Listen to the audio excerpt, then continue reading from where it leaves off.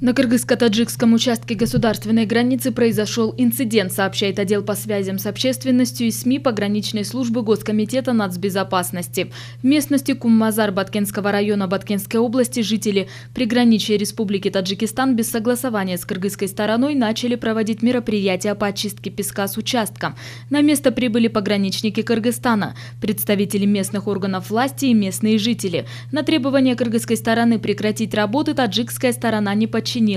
Более того, граждане Таджикистана попытались избить гражданина Кыргызстана. Далее словесная перепалка между жителями Кыргызстана и Таджикистана переросла в драку и закидывание камнями друг в друга. В ходе конфликта со стороны пограничников Таджикистана были произведены выстрелы в сторону Кыргызстана. Пограничники Кыргызстана произвели ответные выстрелы в сторону Таджикистана. В результате перестрелки раненых и пострадавших с кыргызской стороны нет. В целях недопущения эскалации конфликта на месте находится начальник управления погранслужбы ГКНБ по Баткенской области полковник Каялбек Тулунбаев. В настоящее время в местности Куммазар проводится встреча на уровне пограничных представителей сторон с участием представителей органов местного самоуправления и правоохранительных органов.